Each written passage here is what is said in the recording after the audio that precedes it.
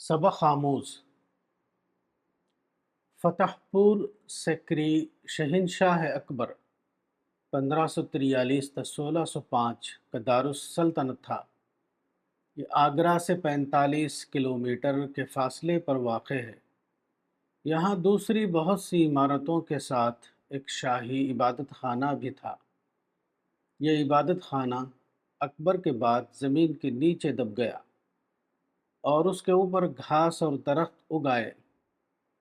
حال میں حکومت ہند کے محکمہ آثار قدیمہ اور مسلم یونیورسٹی علی گڑھ کے مشترک منصوبے کے تحت اس کی کھدائی کی گئی ہے اور اس کو باہر نکالا گیا ہے۔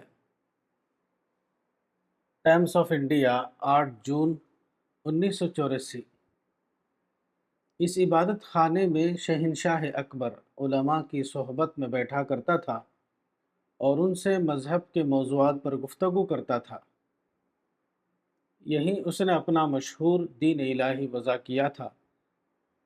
اس کا خیال تھا کہ ہندوستان میں مختلف مذاہب کے ماننے والے بستے ہیں، اس لیے کسی ایک مذہب کی بنیاد پر یہاں سیاسی استحکام حاصل نہیں کیا جا سکتا۔ اس نے یہ رائے قائم کی کہ اس ملک میں مغل سلطنت کی بنیاد اس وقت تک مضبوط نہیں ہو سکتی جب تک یہاں کے لوگوں کا مذہب ایک نہ ہو جائے۔ تبلیغ کے ذریعے مذہب کو بدلنا اس کو مشکل نظر آیا، چنانچہ اس نے ایک نیا مذہب دین الہی ایجاد کیا جس میں بزعم خود اس نے تمام مذاہب کی خصوصیات جمع کرنے کی کوشش کی۔ اس کا خیال تھا کہ یہ نیا مذہب اپنی مشترک خصوصیات کی بنا پر ملک کے تمام باشندوں کے لیے قابل قبول ہو جائے گا۔ دین الہی کی تشکیل کے دوران اس کو عیسائی مذہب کے بارے میں جاننے کی ضرورت پیش آئی۔ اس نے پرتگال کے عیسائی بادشاہ کو خط لکھا کہ اس کو انجیل کے فارسی ترجمے کی ضرورت ہے۔ شاہ پرتگال نے یہ فارسی ترجمہ بھیج دیا، تاہم اس کا مطالعہ اکبر کے لیے کافی نہ ہو سکا۔ اس کے بعد اکبر نے روم کے پوپ کو لکھا کہ مسیحیت کی تعلیم کے لیے اس کے پاس معلم بھیجے جائیں۔ پوپ نے فوراً 2 تربیت یافتہ افراد ہندوستان روانہ کر دیے۔ ایک فادر ایکواویوا یعنی فادر روڈولفو ایکواویوا اور دوسرا فادر مونسٹریٹ یعنی فادر اینتھونی مونسٹریٹ۔ یہ دونوں صاحبان 28 فروری 1590 عیسوی کو فتح پور سیکری پہنچے۔ اکبر نامہ کی ایک پینٹنگ میں اکبر ان عیسائی معلمین سے محو گفتگو نظر آتا ہے۔ اکبر نے ان دونوں عیسائی معلمین کو شاہی عبادت خانے کے پاس خوشبو خانہ میں ٹھہرایا، مگر یہ دونوں مسیحی صرف معلم نہ تھے بلکہ وہ اپنے مذہب کے تربیت یافتہ مبلغ تھے۔ چنانچہ انہوں نے نہایت ہوشیاری کے ساتھ خوشبو خانے کو گرجا گھر میں تبدیل کر دیا۔ یہ شمالی ہند کا پہلا گرجا گھر تھا جو اکبر کے زمانے میں قائم ہوا۔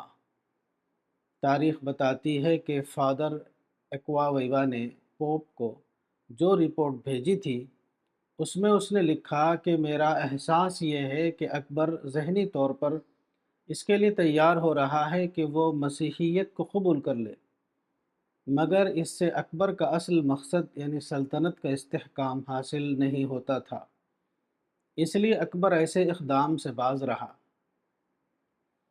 اس واقعے میں 2 بڑے سبق ہیں۔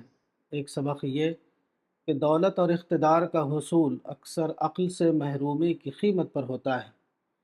کسی آدمی کو جب دولت اور اقتدار مل جاتا ہے تو اکثر اس کو وہ ایسے کاموں میں ضائع کرتا ہے جس کا کوئی نتیجہ نکلنے والا نہیں۔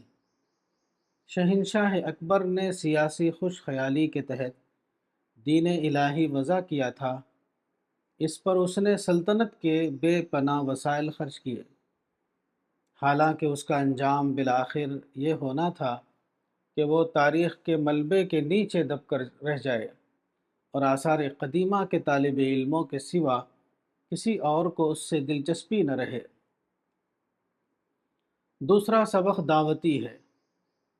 اکبر نے پوپ سے مسیحی معلم مانگے اور اس نے فوراً 2 تیار شدہ افراد اس کے پاس بھیج دیے، جبکہ مسلمانوں سے جدید دور میں بار بار یہی تقاضا کیا گیا ہے، مگر وہ اس تقاضے کو کبھی پورا نہ کر سکے۔ مسیحی ادارے اپنی مشنری اسپرٹ کی وجہ سے سینکڑوں سال سے اس پوزیشن میں ہیں کہ مشرق و مغرب میں اپنے تربیت یافتہ افراد بھیج سکیں، جبکہ مشنری اسپرٹ سے محروم ہو کر مسلمانوں کا یہ حال ہو رہا ہے کہ ان کے پاس نہ مشرقی ضرورت کے مطابق خدا کے دین کے مبلغ موجود ہیں اور نہ مغربی ضرورت کے مطابق۔